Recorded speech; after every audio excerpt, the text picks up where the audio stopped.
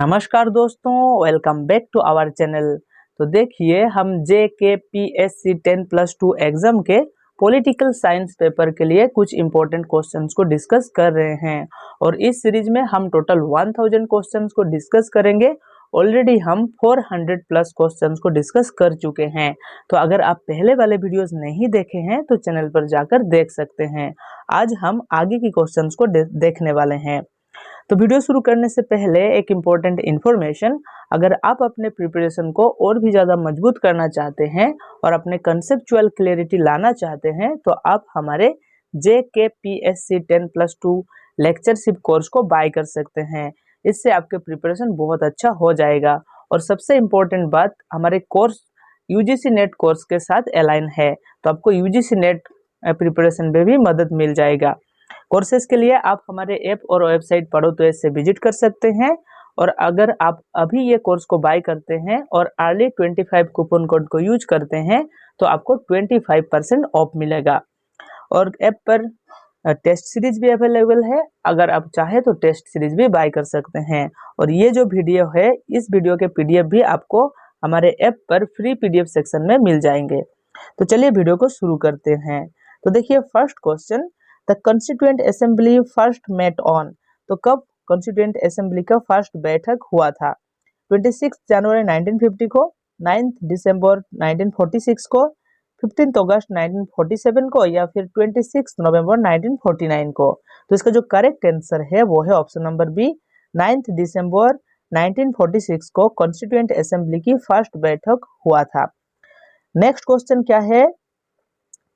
और next question है, the phrase unity and integrity of the nation was added to the preamble by which amendment. तो देखिए, जो original constitution आया था उसमें जो प्रीएम्बल था, उस प्रीएम्बल में ये जो फ्रेज है unity and integrity of the nation, ये फ्रेज नहीं था, उसको बाद में यूज किया गया है ना, बाद में ऐड किया गया है ये फ्रेज को। तो कब, कौन से अमेंडमेंट से एक इस फ्रेज को ऐड किया गया है? 44th अमेंडमेंट एक्ट या फिर 42nd अमेंडमेंट एक्ट या फिर 86th अमेंडमेंट एक्ट या फिर 52 अमेंडमेंट एक्ट। तो इसका जो करेक्ट आंसर है वो है option number B, 42 amendment act. तो देखिए, जो 42 अमेंडमेंट हुआ था, कॉन्स्टिट्यूशनल अमेंडमेंट एक्ट 1976 में, इससे और भी 2 वर्ड हमारे प्रीएम्बल में ऐड किया गया था, सोशलिस्ट एंड सेक्युलर। अब जो प्रीएम्बल में लिखा हुआ है ना, sobering, socialist, secular, democratic and Republic, है ना, ये लिखा हुआ है ना कॉन्स्टिट्यूशन में, सॉरी प्रीएम्बल में। इस प्रीएम्बल में जो सोशलिस्ट वर्ड है और जो सेक्युलर वर्ड है, ये ओरिजिनल प्रीएम्बल में नहीं था, ये बाद में ऐड किया गया है। कब? 1976 में। और 1976 में 42nd अमेंडमेंट के द्वारा सोशलिस्ट एंड सेकुलर के साथ साथ unity and integrity of the nation जो फ्रेज है, इस फ्रेज को ऐड किया गया था, इसको याद रखना। नेक्स्ट क्वेश्चन क्या है? In which landmark case did the supreme court declare the preamble as a part of the constitution. तो जो प्रीएम्बल है वो कॉन्स्टिट्यूशन का पार्ट है, तो कौन से जो केस था, उस केस के माध्यम से सुप्रीम कोर्ट ने बोला था? Golaknath versus state of Punjab या फिर Keshavananda Bharati versus state of Kerala या फिर Shankari Prasad versus union of India या फिर Minerva Mills versus union of India. तो इसका जो करेक्ट आंसर है वो है option number B, Keshavananda Bharati versus state of Kerala. 1973 इस केस के माध्यम से बोला गया था कि सुप्रीम कोर्ट डिक्लेयर क्या किया कि preamble as a part of the constitution, इसको याद रखना। नेक्स्ट क्वेश्चन क्या है? The case of Golaknath versus state of Punjab, जो ये जो केस था, ये क्यों सिग्निफिकेंट है, मतलब कि इम्पोर्टेंट है? It introduced fundamental duties. क्या फंडामेंटल ड्यूटीज इंट्रोड्यूस किया था Golaknath versus state of Punjab case? It gave parliament unlimited amending powers या फिर it held that parliament can not amend fundamental rights, मतलब कि जो पार्लियामेंट है वो फंडामेंटल राइट्स को अमेंड ही नहीं कर सकता है। या फिर it abolished the right to property, जो राइट टू प्रॉपर्टी पहले फंडामेंटल राइट्स था, है ना, उसको बाद में फंडामेंटल राइट्स से हटा के लीगल राइट्स किया गया है ना। तो ये क्या इस केस के माध्यम से किया गया था? तो इसका जो करेक्ट आंसर है वो है option number see it held that parliament can not amend fundamental rights. Okay, parliament मतलब फंडामेंटल राइट्स को अमेंड नहीं कर सकता है, गोलोकनाथ केस में ऐसा कहा गया। नेक्स्ट क्वेश्चन क्या है, ये मैच द फॉलोइंग क्वेश्चन है, हमें मैच करना होगा। तो क्या क्या केस है, Minerva Mills versus union of India case, Berubari union case, AK Gopalan versus state of Madras, IR Coelho versus state of Tamil Nadu. तो देखिए इसका जो करेक्ट आंसर देखो, मिनर्वा मिल्स से याद रखना balance between fundamental rights and DPSP। तो फंडामेंटल राइट्स एंड DPSP मतलब directive principles of state policies के बीच में balance Minerva Mills versus union of India case से जुड़ा हुआ है ना। और जो बेरुबरी यूनियन केस है, बेरुबरी यूनियन केस ने कहा कि प्रीएम्बल जो है is not part of the constitution, है ना। तो प्रीएम्बल जो है वो कॉन्स्टिट्यूशन का पार्ट नहीं है, बेरुबरी केस में कहा गया था। बाद पर केशवानंद भारती केस में क्या कहा कि प्रीएम्बल जो है वो कॉन्स्टिट्यूशन का पार्ट है। और AK Gopalan versus state of Madras, ये नैरो इंटरप्रिटेशन किया था पर्सनल लिबर्टी के बारे में, है ना। पर्सनल लिबर्टी कहाँ पर मेंशन किया गया है, life, right to life and personal liberty, article 21 में, है ना, right to life and personal liberty. तो ये जो पर्सनल लिबर्टी के जो कॉन्सेप्ट है, ये AK गोपालन केस में नैरो इंटरप्रिटेशन हुआ था, मतलब बहुत ही नैरो व्याख्या किया गया था पर्सनल लिबर्टी के बारे में। और डी का ऑप्शन नंबर 4 होगा, IR Coelho versus state of Tamil Nadu, क्या है, जो जुडिशियल रिव्यू है of laws under 9th schedule, इसकी बात हुआ था। तो correct answer option number A का 2, बी का 1, सी का 3, डी का 4। नेक्स्ट क्वेश्चन क्या है, next question, in which case did the supreme court lay down guidelines for the use of article 356। तो जो 356 आर्टिकल किससे जुड़ा हुआ है, प्रेसिडेंट रूल से। इस जो प्रेसिडेंट रूल है, इस प्रेसिडेंट रूल से कुछ गाइडलाइंस इंट्रोड्यूस किया गया था। कौन से केस में, Keshavananda Bharati case, AK Gopalan case, SR Bommai case, या फिर मेनका गांधी केस। तो इसका करेक्ट आंसर है option number C, SR Bommai case में ऐसा किया गया था, कुछ गाइडलाइंस लाया गया था आर्टिकल 356 के लिए, इसको याद रखना। नेक्स्ट क्वेश्चन क्या है, the right to property was removed, right to property was removed from fundamental rights by which amendment. तो थोड़ी देर पहले बताया जो राइट टू प्रॉपर्टी है वो पहले फंडामेंटल राइट्स था, अब वो फंडामेंटल राइट्स नहीं है, वो एक लीगल राइट्स है। तो कौन से अमेंडमेंट से उसको हटाया गया फंडामेंटल राइट्स से, 24th, 44th, 42nd या 52nd अमेंडमेंट। तो इसका करेक्ट आंसर है option number B, 44th constitutional amendment act से हटाया गया था, है ना। नेक्स्ट क्वेश्चन को देखते हैं। अब देखो जो राइट टू प्रॉपर्टी है वो कहाँ पर अवेलेबल है, आर्टिकल 300A में अवेलेबल है, इसको भी याद रखना, है ना।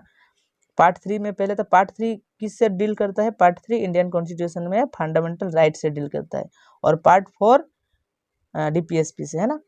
नेक्स्ट क्वेश्चन क्या है, ये भी मैच द फॉलोइंग क्वेश्चन है, 86th अमेंडमेंट एक्ट, है ना, 86th अमेंडमेंट एक्ट, उसके बाद 73rd अमेंडमेंट एक्ट, उसके बाद 42nd अमेंडमेंट एक्ट, उसके बाद 52nd अमेंडमेंट एक्ट। तो 73rd अमेंडमेंट एक्ट आपको पता होगा पंचायत राज से जुड़ा हुआ है ना, पंचायत राज, कॉन्स्टिट्यूशनल स्टेटस टू पंचायत राज। और जो 86th अमेंडमेंट एक्ट है वो बाद में आया है, 86th amendment act. 86th amendment act जो right to education a fundamental rights, article 21A, इससे जुड़ा हुआ है 86th अमेंडमेंट एक्ट। और 42nd amendment act, fundamental duties को ऐड किया गया 42nd अमेंडमेंट एक्ट से। और 52 जो अमेंडमेंट हुआ था उससे एंटी डिफेक्शन लॉ इंट्रोड्यूस किया गया था, है ना।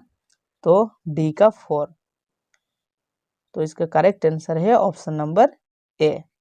नेक्स्ट क्वेश्चन को देखते हैं। नेक्स्ट क्वेश्चन क्या है, नेक्स्ट क्वेश्चन, हाँ, who among the following was not a member of the constituent assembly. तो कॉन्स्टिट्यूएंट असेंबली का मेंबर नहीं था के एम मुंशी, महात्मा गांधी, TT कृष्णमाचारी, या फिर आलादी कृष्णस्वामी IR। तो इसका करेक्ट आंसर है महात्मा गांधी। तो महात्मा गांधी कॉन्स्टिट्यूएंट असेंबली के मेंबर नहीं थे, बाकी KM Munshi, TT Krishnamachari, Alladi Krishnaswamy IR ये तीनों के तीनों कॉन्स्टिट्यूएंट असेंबली का मेंबर थे। नेक्स्ट क्वेश्चन क्या है, which act introduce the principle of dyarchy in provinces. तो प्रोविंसेस में डायरकी का कॉन्सेप्ट लाया कौन से एक्ट से, Indian council act of 1909, Indian government of India act 1919, government of India act 1935 या फिर मोरले मिंटो रिफॉर्म्स। तो इसका करेक्ट आंसर है option number B, government of India act 1999 से डायरकी को इंट्रोड्यूस किया गया था प्रोविंसेस में। नेक्स्ट क्वेश्चन क्या है, the term dominion status was first officially proposed. तो जो डोमिनियन स्टेटस का कॉन्सेप्ट है, डोमिनियन स्टेटस की डिमांड कब किया गया था, कौन से ऑफिशियली प्रपोज किया गया था, कब, साइमन कमीशन रिपोर्ट से, नेहरू रिपोर्ट से और इंडियन इंडिपेंडेंस एक्ट से या फिर कैबिनेट मिशन प्लान्स। तो नेहरू रिपोर्ट से, नेहरू मतलब मोतीलाल नेहरू की बात हो रहा है, तो मोतीलाल नेहरू रिपोर्ट के माध्यम से डोमिनियन स्टेटस की बात किया गया था। डोमिनियन स्टेटस का मतलब ये है कि कंप्लीट इंडिपेंडेंस नहीं है ना। अब जो हम इंडिया क्या है, कंप्लीटली इंडिपेंडेंट एक सोवरिन स्टेट है ना, सोवरिन स्टेट, पर डोमिनियन स्टेटस का मतलब है ब्रिटिश जो गवर्नमेंट से है उसके अंदर ही है ना, मतलब ब्रिटिश से हमें जुड़ा हुआ, ब्रिटिश से अलग कंप्लीट इंडिपेंडेंस नहीं है, वही डोमिनियन स्टेटस होता है ना। ब्रिटिश जो कॉमनवेल्थ है उसके अंदर ही डोमिनियन स्टेटस हमें मिलता।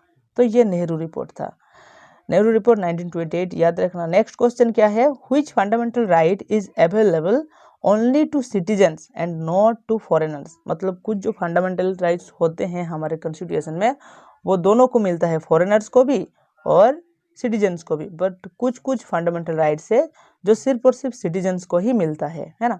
तो इनमें से कौन सा फंडामेंटल राइट्स जो फॉरेनर को नहीं है, सिर्फ और सिर्फ सिटीजन्स को है, right to equality before law, right to freedom of speech and expression, right to life and personal liberty and right to protection in respect of conviction for offenses। तो इसका करेक्ट आंसर है option number B, जो right to freedom of speech and expression है ये सिर्फ और सिर्फ citizens के पास अवेलेबल है, फॉरेनर के पास नहीं है। तो ये जो कुछ कुछ फंडामेंटल राइट्स है फॉरेनर्स और सिटीजन्स दोनों को अवेलेबल है, आप नीचे कमेंट करके जरूर बताइएगा, आपके रिवीजन हो जाएंगे। तो नेक्स्ट क्वेश्चन को देखते हैं। तो ये कौन से आर्टिकल है, इसको याद रखना, आर्टिकल 19 में है। बहुत सारे फ्रीडम ऑफ स्पीच के बात क्या है, उसमें आर्टिकल 19 में है, फ्रीडम ऑफ स्पीच की बात है, मूवमेंट की बात है, एसोसिएशन की बात है ना, प्रोफेशन की बात किया गया है ना, freedom to choose profession. Which of the following articles is considered a heart and soul of the constitution by B.R. Ambedkar. तो B.R. अम्बेडकर साहब ने हार्ट एंड सोल कहा है कौन से आर्टिकल को, आर्टिकल 14, 21, 32 या फिर 25। तो इसका जो करेक्ट आंसर है आर्टिकल 32। आर्टिकल 32 को heart and soul doctor B.R. Ambedkar साहब ने कहा है। नेक्स्ट क्वेश्चन क्या है, कंसिडर द फॉलोइंग स्टेटमेंट्स। तो कुछ स्टेटमेंट दिया हुआ है। Article 23 prohibits forced labour and human trafficking. तो ये स्टेटमेंट बिल्कुल करेक्ट है, forced labour and human trafficking article 23 prohibits करता है, मतलब रोकता है। Article 24 prohibits employment of children below 14 years in hazardous industries. तो 14 ईयर्स के नीचे की जो चिल्ड्रेंस है उसको एम्प्लॉयमेंट करने से रोकता है आर्टिकल 24। तो बोथ स्टेटमेंट आर करेक्ट, तो इसलिए option C is the correct answer, both 1 and 2 is correct. Next question को देखते हैं। Which of the following statements about DPSPs मतलब directive principles of state policies is correct. तो correct यह है, they are enforceable by courts. नहीं, DPSP को court में एनफोर्स नहीं किया जा सकता है। दे आर लीगली बाइंडिंग, नहीं DPSP लीगली बाइंडिंग भी नहीं है, फंडामेंटल राइट्स बट है। DPSP are non-justiciable but fundamental to governance। C is the correct answer। जो DPSP है वो justiciable नहीं है पर गवर्नेंस के लिए, शासन करने के लिए फंडामेंटल होता है। They are temporary provisions, नहीं टेम्पोररी नहीं है, तो C is the correct answer, non-justiciable and fundamental to governance। Next question क्या है, ये भी मैच द फॉलोइंग क्वेश्चन है। मैच द फॉलोइंग क्या है, आर्टिकल 39A DPSP से ये आर्टिकल्स है, 44 आर्टिकल 47 आर्टिकल 87। तो देखिए जो आर्टिकल 39 है, article 39 free legal aid and equal justice की बात करता है। Article 39A free legal aid and equal justice की, और आर्टिकल 44 यूनिफॉर्म सिविल कोड की बात करता है, और article 47 duty of the state to raise nutrition and public health, और जो आर्टिकल 48A है वो protection and improvement of environment and wild life इसकी बात करता है। ठीक है, तो ए का 2, ए बी का 1, A is the correct answer. Next question को देखते हैं। Next question, originally how many fundamental duties were included in the constitution. जो कॉन्स्टिट्यूशन में फंडामेंटल ड्यूटीज जो थे, जब फर्स्ट टाइम इंट्रोड्यूस किया गया था उस टाइम कितने फंडामेंटल ड्यूटीज था और बाद में कितना हुआ? 10, 11, 8, 12। तो पहले जो था, पहले 10 फंडामेंटल ड्यूटीज थे हमारे पास, है ना। अभी जो है 11 फंडामेंटल ड्यूटीज है, तो ओरिजिनली बोला है इसलिए 10 होगा आंसर। ओके, अभी कितना है? अभी 11 है। 2002 में और एक फंडामेंटल ड्यूटीज हम ऐड किए हमारे कॉन्स्टिट्यूशन में, तो वो था 11th ड्यूटी ऐड किया था 2002 में। ओके, नेक्स्ट क्वेश्चन क्या है? Which of the following is not a fundamental duty under article 51A। तो फंडामेंटल ड्यूटी कौन से आर्टिकल में अवेलेबल है? Article 51A। To uphold and protect the sovereignty of India, ये हमारी फंडामेंटल ड्यूटी के अंदर आता है कि हम हमारे सोवरेनिटी को अपहोल्ड करें एंड प्रोटेक्ट करें। टू डेवलप साइंटिफिक टेम्पर, हाँ साइंटिफिक टेम्पर को डेवलप करना भी हमारा फंडामेंटल ड्यूटीज है। To vote in election, vote election में वोट करना हमारा फंडामेंटल ड्यूटी नहीं है ना, सी नहीं है। To safeguard public property, public property को हमें सेव करके रखना है, ये भी हमारे फंडामेंटल ड्यूटीज है, तो सी नहीं होगा ना, नॉट फंडामेंटल बोला है इसलिए C is the correct answer. Vote देना इलेक्शन में फंडामेंटल ड्यूटीज नहीं है। नेक्स्ट क्वेश्चन क्या है? The Indian parliament consist of, तो पार्लियामेंट के बारे में दिया हुआ है। पार्लियामेंट कैसे, पार्लियामेंट के में कौन कौन इंक्लूडेड है? President, prime minister and council of ministers, नहीं। लोकसभा एंड राज्यसभा ओनली, नहीं। President, Lok Sabha and Rajya Sabha, C is the correct answer. Parliament, हमारे इंडियन पार्लियामेंट में प्रेसिडेंट भी इन्वॉल्व होते हैं, Lok Sabha and Rajya Sabha, president, Lok Sabha and Rajya Sabha. Next question क्या है? The money bill can be introduced only in, तो मनी बिल कहाँ पर इंट्रोड्यूस किया जाता है? राज्यसभा, राज्यसभा में नहीं किया जाता है। इधर हाउस ऑफ पार्लियामेंट, इधर हाउस में नहीं, लोकसभा या राज्यसभा में ऐसा नहीं होता है। मनी बिल सिर्फ और सिर्फ लोकसभा में इंट्रोड्यूस किया जाता है, और विथ प्रेसिडेंट्स रिकमेंडेशन, प्रेसिडेंट के रिकमेंडेशन के मतलब कि रिकमेंडेशन के विदाउट कोई रिकमेंडेशन हम मनी बिल इंट्रोड्यूस नहीं कर सकते, तो C is the correct answer. With president recommendation Lok Sabha में इंट्रोड्यूस किया जाता है मनी बिल को। नेक्स्ट क्वेश्चन क्या है? The Rajya Sabha can delay a money bill for a maximum period of, तो राज्यसभा चाहे तो मनी बिल को कुछ दिन डिले कर सकता है, पर कितने दिन के लिए? 30 डेज, 14 डेज, 3 मंथ्स या फिर 6 months.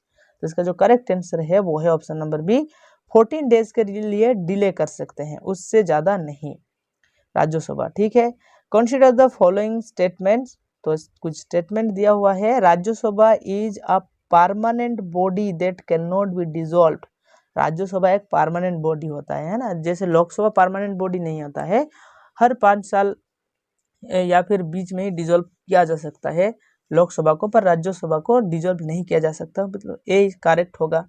Money bills can only be introduced in the Rajya Sabha, नहीं, मनी बिल तो लोकसभा में इंट्रोड्यूस किया जाता है, राज्यसभा में तो नहीं होगा, तो 2 नहीं होगा। The speaker of the Lok Sabha presides over joint sitting of parliament, हाँ ये सही है, तो 1 and 3 is the correct answer, option number B is the correct answer. Next question क्या है? Consider the following statements, the maximum strength of the Lok Sabha is 552, तो ये पहले था 552, अभी 552 नहीं है, अभी 550 है ना।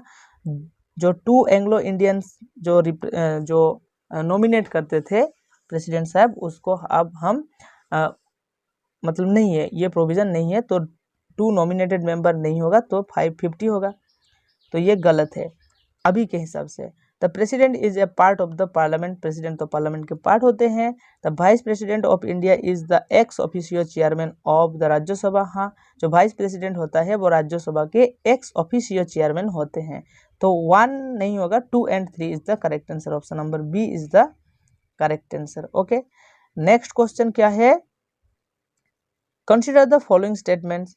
Rajya Sabha can initiate impeachment proceedings against the president. तो प्रेसिडेंट के अगेंस्ट इम्पीचमेंट क्या राज्यसभा ला सकता है?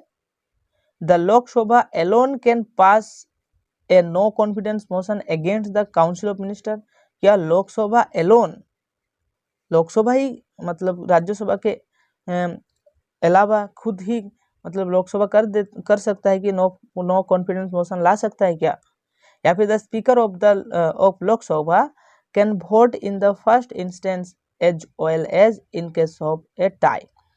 मतलब कि जो स्पीकर है लोकसभा के वो फर्स्ट इंस्टेंस में क्या वोट कर सकता है और टाई के टाइम भी वोट कर सकता है। मतलब जब बैलेंस हो गया, कोई भी नई वोट में विन किया तब वोट कर सकता है।